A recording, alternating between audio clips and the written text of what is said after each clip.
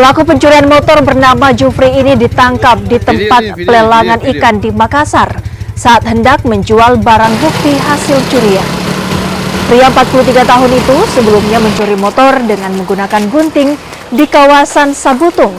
Pelaku dan barang bukti kini ditahan di Mapolres Pelabuhan dan dikenakan pasal pencurian dengan ancaman hukuman di atas 5 tahun penjara.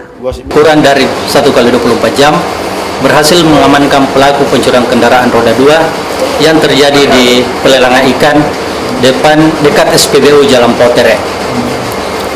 Berdasarkan hasil CCTV, tim Opsnal Gos Dermaga berhasil mengamankan pelaku berikut barang bukti 1 unit sepeda motor yang diduga hendak dijual ke pulau.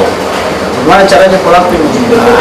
Pelaku melancarkan aksinya dengan menggunakan gunting untuk merusak kunci kontaknya. Kalau untuk pasal yang disangkakan? Untuk pelaku diancam dengan pasal 363 dengan ancaman hukuman di atas 5 tahun.